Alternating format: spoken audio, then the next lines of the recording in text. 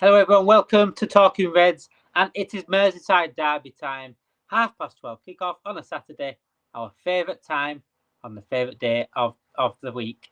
Liverpool need to bounce back after drawing to Newcastle 3-3 on Wednesday night, and what a draw it was, what a game it was, but we somehow come out with a point. However, dropped more points against Everton, and we are looking behind us quite quickly, and then quite worryingly, I'd say, as well, because Arsenal's starting to pick up form now. Man City got a win midweek, and Chelsea are actually in and amongst the people, the teams behind us, trying to chase us down.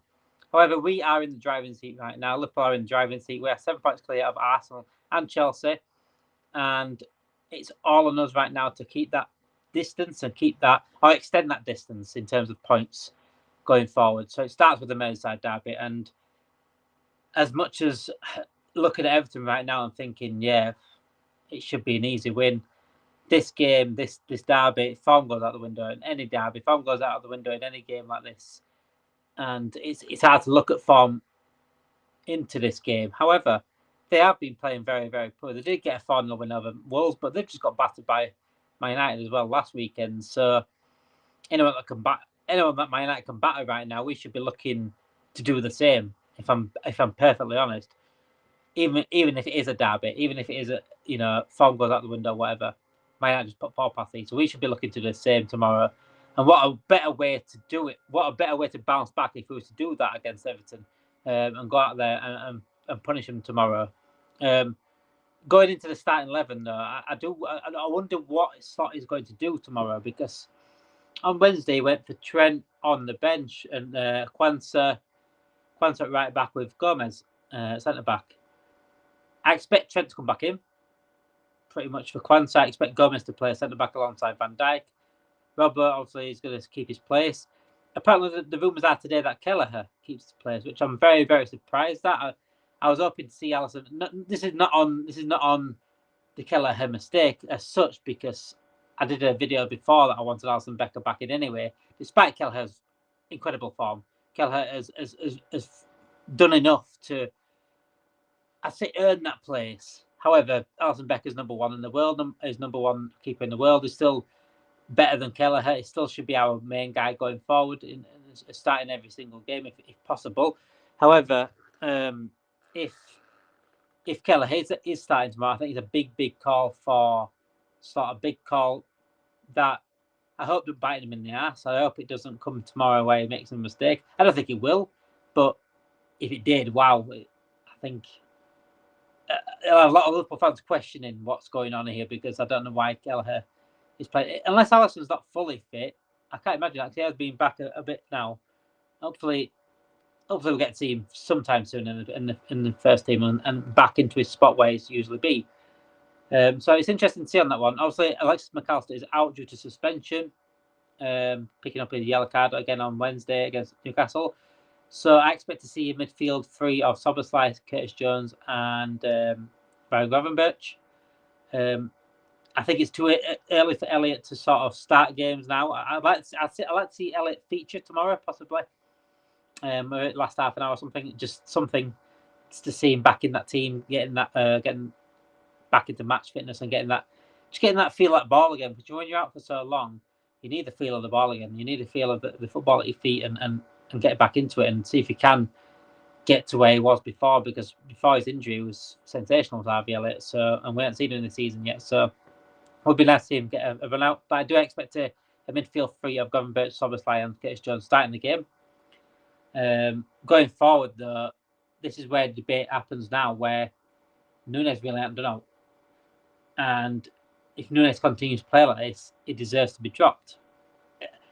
I said it again after the game on Newcastle against Newcastle. I thought, is Arne Slot going to drop Nunes after Wednesday? Because Arne Slot seems that kind of person to not accept a certain standard and not accept mediocrity and drop players if need drop him. He's got a chance now to do that with Nunes. Whether he does or not, that's a different question completely. I want him to do it. I do want him to drop Nunes, not because I think Nunes is absolutely dire, but he's not dire.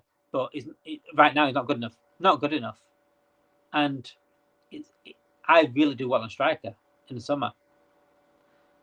And people had doubts over Nunes last summer and last year, but we got told that we need a new system, we need a new formation, we need to do this, we need to do that. They'll get the best out of Nunes. We're still not seeing it. He's, like I said, he's been fantastic going defensively. I said it a couple of times now. Been fantastic going back, been fantastic getting his body around. He's not a midfielder, by the way, if anyone ever thinks it's a midfielder, because you need a football brain for that. But, and I say that because I've seen it online today, people wanting Nunes as a midfielder. Yeah, you need a football brain to be in midfield. So Nunes is not a midfielder. Anyway, Diaz up front, Gap on left, and Salah up on the right for me would be the three, and that's what I said in the. I think that should be the three going forward into Christmas break, and that's what I expect to see tomorrow. And I'll be very, very surprised to see Nunes playing, just because I know. Well, I think I know where Arne Slot's head is in terms of standards and things like that. So I'm hoping he sets that standard now, and maybe drops Nunes for just for say, look, sort yourself out. Sort yourself out, because if you don't sort yourself out, you get dropped. Simple as that. We need a standard in this team, and Liverpool Football Club here. So keep that standard tomorrow. So obviously, who the biggest threat is tomorrow for Liverpool? I'd say it would be Dwight McNeil. Dwight McNeil seems to be, he's gone into like a number 10 position this season, and it's sort of made him a little bit better. I think he was a good player anyway, but I think it's made him even better, and he's definitely the guy to watch, especially when I talk about all the time where that lack of proper DM. I mean, McAllister not there tomorrow. That's a worry, because Gravenberch will have to do it on his own. Unless Szoboszlai is back there. I can't see Curtis Jones really sacrificing his forward game much to help Gravenberch out much in defence. Unless Szoboszlai goes back there, Szoboszlai does work his ass off. So possibly Curtis Jones plays in 10. Then Gravenberch have a little bit more help. But it's just that position between that area between the defence and the midfield I do worry about, because of the lack of a proper DM and a proper defensive-minded midfielder. And that's why Dwight McNeil, I think, will cause us problems. Hard-off kick-off on a Saturday. We know what there's like. We know it's not an easy game. Everyone, it's the worst time of the day probably to play on a Saturday, the first game of the weekend. And if we lose the game, we're literally giving everyone else confidence. Arsenal, Chelsea, Man City, we're giving more confidence for the weekend to say, they're faltering here. They're faltering. That's exactly what they'll think. If we lose or draw tomorrow, the others will start thinking these are not bottling it, because no one really bottles this early on, but they are faltering. They are feeling a little pressure, a little bit, and that's where they take advantage. And we start. That's where our doubts come in, and hopefully our doubts don't come in. I'm hoping we can bounce back straight away from the Newcastle game and put Everton to bed and get on with the rest of the Christmas period. But it's a tricky game. It's a very, very tricky game. Dwight McNeil and Calvert-Lewin is not incredible, but I think he can pop up with a goal every now and then. So they have got a half decent team. As like I said, I think it's Dwight McNeil, the guy that I'd look at right now tomorrow to really keep an eye on. But we should be beating them. We should be beating them. If like I said at the start of the stream, if Man United could put 4 past these, we should fucking put 10 past. If I'm absolutely honest with ourselves, United are shit. So if they can put 4 past them, we should put a few past them. But Merseyside Derby, we might probably end up scraping it. We'll probably end up scraping a 2-1 win. And this is what we've been doing this season. Apart from like the City and Real Madrid game where we were absolutely dominant, there's been games where we're just scraping past teams. Southampton was a proven reason to that. Southampton were bottom of the league. They look like nothing really at the point where everyone thought we were battering. I said before the game for the Southampton game, I thought it's not going to be a battering. Maybe playing well away, and it is away, despite it just being across the park. It is away, so the crowd is on their side in terms of like ticket allocation and things. So if we do go behind early, or if we do find the first 20 minutes difficult, when that crowd gets up at Goodison, it's going to be a tricky one. And it is, you got to remember as well, it is the last game it's the last Merseyside Derby at Goodison. So that comes into play as well. I think that will get the crowd up in general. They'll be up for the Merseyside Derby anyway, but being the last one at Goodison, it's a special one. And I think the players will feel that, I think they'll feel the pressure, and they won't want to lose that last game, that last Merseyside Derby at Goodison, because it'll go down the history books. So I think it will be a tough game. If I'm perfectly honest, I could easily come on here and say, look, yeah, we're going to batter these because Man United did. We should batter these because Man United did, but it doesn't mean that's going to happen. I think we're going to. If I'm going to make a prediction now, I'm going to go 2-1. It's normally a usual scoreline, but I think just the way we're playing away and the way I just think the occasion could lift Everton up, and we could find it difficult. But I'd always back my team in a game like this. Anyway, I'd always back my team to win a game like this. We should be winning a game like this. So I'm going to go 2-1 Liverpool. The key, obviously Mohamed Salah is the key guy right now. He's the Egyptian king for a reason. He's the one that's been saving us every week. So I'm hoping someone else steps up to the plate tomorrow. Salah needs help. With Gakpo and Diaz have been fantastic this season at times, but over the last few weeks they've dropped off a little bit. Apart from the Brighton game and the cup and the league, they've dropped off a little bit in terms of performance. And luckily, we do have Mohamed Salah there. Luckily, we have the best player in the world right now on the pitch to galvanise and to get us these points and get us these results that we need. But I'm hoping someone like Diaz or Gakpo to step up tomorrow. And I think it is set up for a game for them tomorrow, if I'm honest. If I really am honest, I think it's set up perfectly for a game like that. Because what I think will happen tomorrow is Everton know exactly what Mohamed Salah's going to do. They've played him plenty of times. I think they'll double mark Salah. I'm not saying Salah can't get out of that, but I think it leaves advantage. I think it leaves space for everyone else to take advantage of that. And I think for me tomorrow, the match winner for us, I think if I were going to say now, is Gakpo. I think Gakpo's in for a big game tomorrow. I think that cutting inside, like I said, if Salah's really closely looked at tomorrow, they're going to focus on Salah. I think Diaz is running behind will cause a mission, but I think it'll leave space in and around that left-hand side of the box, sort of outside the box, sort of place where Gakpo likes to cut in, and I think that's where. If I'm going to give you a tip tomorrow, I think Gakpo to score from outside the box would be a nice little, and that sort of thing. I just feel like it's going to be a cut inside tomorrow day for Gakpo, and I think he's going to get some luck out of it, a deflection or something like that. I just feel like it's going to come for him. He did get on the score sheet, obviously, last week, but I just think that'll more Salah than anything. But I think it's going to be his day tomorrow, if I'm honest. Curtis Jones, Curtis Jones, obviously, it'd be good for him to play because of the Merseyside Derby. I think he gets the occasion, a scout, so he gets the occasion. He's going up around that occasion. Exactly why Steven Gerrard always used to perform in derbies. He always used to perform in derbies. He knew the occasion. And I think Curtis Jones will feel that. So I'm hoping Curtis Jones steps up tomorrow as well, because he was poor against Newcastle. And despite having some previous great games and showing the levels that he can do, he's been poor in recent games. I'm hoping he steps out tomorrow, and tomorrow's a perfect chance for Curtis Jones to do that, because him and Trent Alexander-Arnold are the perfect people tomorrow to set the example for the rest of them and say, look, this is the Merseyside Derby. Yes, there's shit, but this is a special game, and this is a game that we grew up on to really perform. We go on to this is our derby, it's our local derby. This is where we'll put our efforts in. This is where we put our heart on our sleeves, and that's what I want to see tomorrow from Curtis Jones. So I'm expecting a big game for him tomorrow, Curtis Jones. But obviously, I think Gakpo's going to be the guy tomorrow. But I think Curtis Jones, I expect a big game, especially with McAllister out as well. So it would be a big lot on him. I think Szoboszlai's going to be important tomorrow as well because of the energy that he brings. Yeah, I think Szoboszlai's going to be a big person tomorrow because the energy brings, especially in a game like this.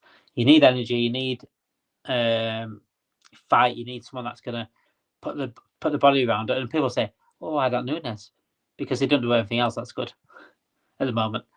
Is just basically on passion at the moment. We can't just have passion in a team. We need some ability at the same time. But Szoboszlai, and I expect more from Szoboszlai as well. I want to see some decent passing around from him. I want to see him better on the ball, because I know he can do it. I've seen it time and time again where he's been sensational on the ball. Some amazing passing, amazing like link up play that he's capable of, and his shooting as well. Like his shooting's not as been as good as what I wanted it to be at Liverpool, and he has got a shot on him. So I don't know if it's just me. I just feel like something. We're gonna see a belter tomorrow. I just feel like I don't know why, but I just feel like we're gonna see a belter tomorrow in that game, whether it be from Szoboszlai or Gakpo or something like that. Watch it be from Everton now. I don't ever clip this. If it is Everton, please do not clip this and get it out because my fault. But yeah, I do see like a belter tomorrow, world class goal from outside the box for some reason. Whether I don't know which team it would be, but I feel like in my bones. I feel like Everton games always a big game. I remember seeing some amazing Everton games back in the day. But back to early, like Gary McAllister scoring in the 92nd, 93rd minute on the free kick from miles out. I think it was even later than that, if I'm honest. I feel 95th or something. Things like that. And Gerrard, obviously, but Curtis Jones getting his debut goal against Everton in the Cup. Sensational goal. So, again, it's written for him.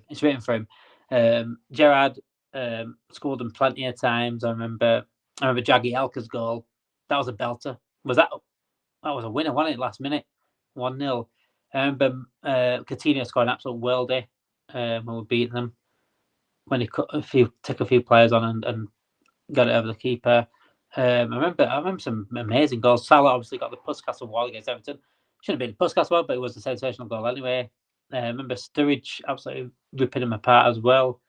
We've had some amazing games against Everton and some amazing goals in this game. And I think I expect the same tomorrow. And it's going to be an everyone. It's going to be one where Slot is really tested now because he's dropped his points against Newcastle. And although they're 7 points behind like Chelsea and Arsenal, but they are breathing behind our necks. And that really tests our mentality now. Can we keep that distance or can we extend that distance? Can that first, because doubts will start creeping into the mind of us and the fans, but confidence from other fans will say, oh, here we go. They're starting to drop points now. We said we're going to drop. They said they were going to drop. The rival fans will be thinking that. So it's time now for Liverpool to just quickly nip it in the bud. I'm not saying we're going to drop. We're not saying we're not going to drop points again over the Christmas period because it's quite possible. Quite possible, especially like Tottenham, where we've got some big games coming up in over the Christmas period. So not easy games. But if we did back-to-back games where we're dropping points, Newcastle and Everton, then I think that has a bigger effect than just dropping points against Tottenham, for example, in a week or so. I think we need to get this win quickly. Off a drop points like that, quickly put into everyone else's mind and say, yeah, they're back again. It's just a little blip. But a blip can turn into a blob, just like that, in this league. And right now, we need to make sure that blip doesn't turn into a blob. Just make sure it doesn't get bigger. And because it could easily, I said it the other week, we could easily find ourselves in a few weeks' time in third place. That's how easy it is to drop points in this league. That's how easy it is for things to turn around in this league. But tomorrow is a perfect chance it's a perfect game as well to bounce back quickly and get the 3 points back on the board and get that confidence back up and get everyone back right on the right track.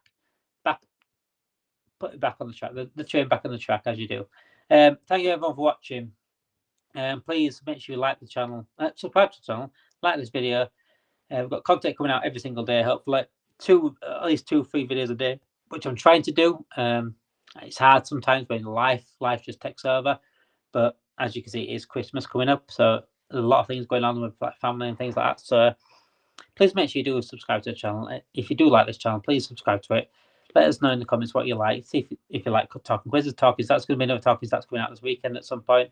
We've got a new series coming up called The Best, where we go through the best like top 5s and top 10s of all Liverpool related. So we've got one coming up, which is like the top 5 greatest Liverpool matches you've watched in your life. Obviously, myself, I started watching Liverpool like 92, 93, so I can only go off that from that period onwards. I've also got another one coming up as well, not top 5 players of the season so far, things like that. So the series is called The Best. So make sure you get your notification bells on, because we are also getting content every single day, and it will also tell you when these videos drop as well onto the YouTube channel. Thank you everyone for watching. Come on, the Reds.